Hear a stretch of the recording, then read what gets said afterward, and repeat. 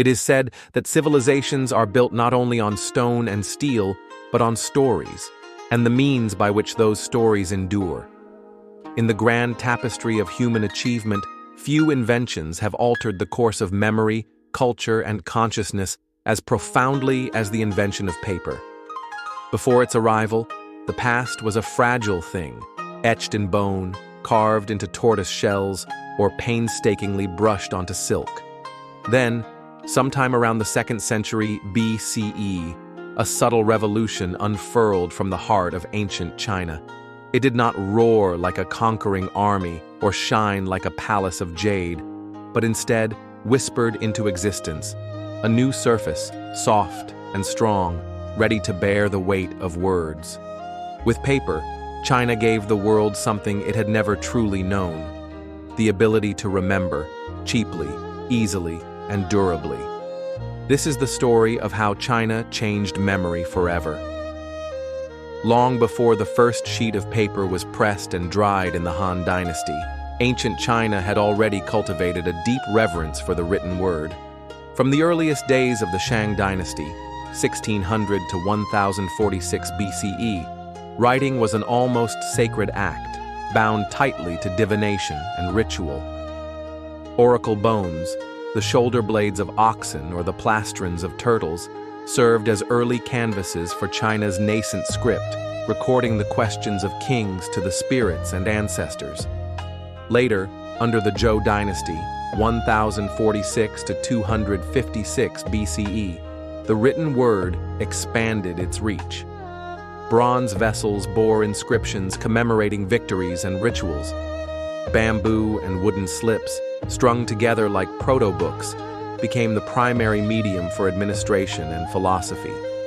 It was on these heavy, brittle slats that Confucius's disciples recorded his analects, and where early legal codes were etched with meticulous care.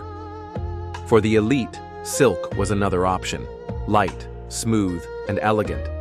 Yet silk was costly, and though it served the needs of the aristocracy and the imperial court, it could never become a medium for the masses.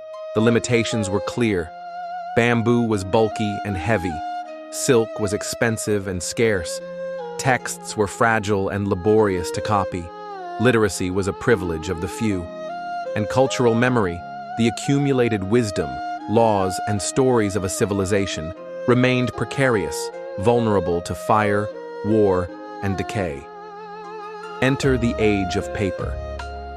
It is one of history's curious ironies that the name of Cai Lun is more widely remembered today than many emperors and generals of his age, and rightly so. For though he never led troops or ruled a state, Cai Lun, circa 50 to 121 CE, transformed the empire more profoundly than most sovereigns ever could.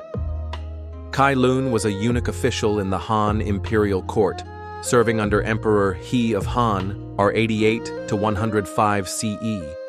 Ambitious and intelligent, he rose through the bureaucratic ranks to become an important member of the palace administration. But it was his work in materials and manufacturing that would define his legacy. Around 105 CE, Cai Lun presented to the emperor a new kind of writing material, one made from bark, hemp waste, old rags, and fishing nets. The process he described was elegant in its simplicity. The raw materials were soaked, pounded into a pulp, mixed with water, and then spread onto a flat screen to allow the water to drain. Once dried, the resulting sheet was light, durable, and surprisingly smooth. Though paper had likely existed in some rudimentary form before Cai Lun's time, with archaeological evidence of early handmade paper dating back to the 2nd century BCE, it was Cai Lun's refinement of the method, his promotion at court, and his standardization of the recipe that marked the true birth of papermaking as a transformative technology. In recognition of his invention, Emperor He bestowed Cai Lun with high honors, but it would be centuries before the full magnitude of his contribution would become clear. The Han Dynasty, 206 BCE, 220 CE, was among the most sophisticated and expansive empires of the ancient world, characterized by a highly developed bureaucracy, an official Confucian ideology, and an insatiable appetite for record-keeping. It was a society that prized order, hierarchy, and precedent, all of which demanded written documentation. With the advent of paper, the machinery of the Han state found its perfect medium. It was light, foldable, and far easier to transport than bamboo slips or wooden tablets. Officials could now record tax receipts, legal rulings, census data, edicts, and correspondence with unprecedented efficiency. Archives swelled. Memory was no longer confined to the frail minds of scribes or the brittle cords of silk-bound books.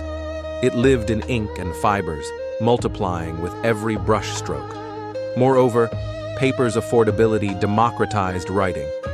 While true mass literacy was still centuries away, the ability to read and write began to spread beyond the aristocracy and into the merchant classes, local officials, and educated commoners. The Confucian scholar-gentry, central to Han governance, now had a medium befitting their mission to preserve and transmit knowledge. By the end of the Han era, paper had become not just a practical tool, but a cultural force, reshaping how China understood the past, governed the present, and envisioned the future. With paper as its vessel, Chinese philosophy entered a golden age of transmission and commentary. The Confucian canon, with its emphasis on ethical conduct, social harmony, and respect for tradition, found new life as it was copied, debated, and annotated in countless forms. The Daoists, too, benefited. Their mystical texts, such as the Tao Te Ching and the Zhuangzi, circulated more widely, inviting meditative reflection on nature, spontaneity, and the limits of language itself. Even the legalists, whose emphasis on strict laws and centralized power had once seemed cold and rigid, found their works preserved and reconsidered in light of new challenges. Crucially, paper made possible the accumulation of commentary, layer upon layer of interpretation, debate, and exegesis. A single Confucian classic might be accompanied by generations of marginal notes, each bearing the voice of a scholar reaching across time. Texts became living dialogues, not static monuments. And in the Buddhist monasteries that began to dot China in the early centuries CE, the sutras of India found fertile ground, not only for translation, but for replication. Chinese monks, using wooden printing blocks and sheets of handmade paper, would eventually become the world's first mass producers of sacred scripture. But that, too, was only the beginning. As papermaking matured in China, it began its long and winding journey westward along the Silk Roads, not as a single event, but as a slow diffusion of craft, knowledge, and utility.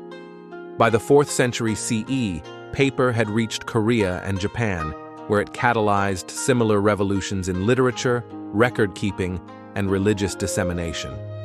In the Tang Dynasty, 618 to 907 CE, Chinese papermaking reached new heights of refinement with different grades of paper produced for official, artistic, and religious use. The Tang capital of Chang'an became a cosmopolitan hub of culture and commerce, and paper was among its most valuable exports. Then, in 751 CE, a pivotal event occurred near the banks of the Talas River in Central Asia. In a battle between the forces of the Tang dynasty and the Abbasid Caliphate, Chinese artisans, including, it is said, papermakers, were captured by the victorious Arabs. Whether myth or fact, this moment marks the symbolic transmission of papermaking knowledge to the Islamic world. From Samarkand to Baghdad, from Cairo to Cordoba, the Islamic caliphates embraced paper with vigor. In the House of Wisdom in Baghdad, scholars copied and preserved Greek, Persian, and Indian texts on Chinese-style paper. Libraries blossomed. Science flourished. The echo of Cai Lun's invention reverberated through the Islamic Golden Age. By the 12th century, papermaking reached Europe via Islamic Spain, and from there, it would fuel the Renaissance, the printing press, and the modern age of literacy. But always, At the root of that tree stood a quiet Chinese courtier and the empire that first made memory light enough to carry. In China, the written word has always been more than information. It is art, philosophy, and spiritual practice. With the rise of paper, this aesthetic dimension reached new heights. Chinese calligraphy, long the pinnacle of artistic expression, found in paper a responsive, sensitive partner. Unlike bamboo or silk, paper absorbed ink with a warmth that allowed for expressive brushstrokes, thick and thin, bold and ephemeral. The brush became an extension of the scholar's soul. A single character could convey elegance, strength, or melancholy. Paper also enabled new forms of visual art. Ink paintings of mountains, rivers, and plum blossoms, infused with Taoist and Confucian symbolism, blossomed across scrolls and albums. Poets like Wang Wei, Li Bai, and Du Fu composed verses that danced between brush and fiber, capturing the fleeting beauty of life in strokes of black on white. In time, paper would become the foundation for entire genres of Chinese culture. From examination essays to administrative documents, from binding books to folding fans, each a testament to the enduring marriage of form and function. In the great ledger of human invention, paper may seem deceptively humble, a slip of pulp and water, dried in the sun. But in truth, it is the loom upon which civilizations wove their memory. China's invention of paper was not merely a technological breakthrough. It was a philosophical shift. It redefined the boundaries of who could write, what could be saved, and how ideas could travel. It made memory portable, reproducible, and ultimately democratized. In a world where power once depended on who could remember, paper became the equalizer. From palace archives to monastery scriptoriums, from Confucian treatises to Buddhist sutras, from Tang poems to song paintings, paper bore witness to the flowering of one of the world's richest civilizations. And though empires would rise and fall, though dynasties would fade into dust, the words they left behind endured, thin, fragile, but immortal.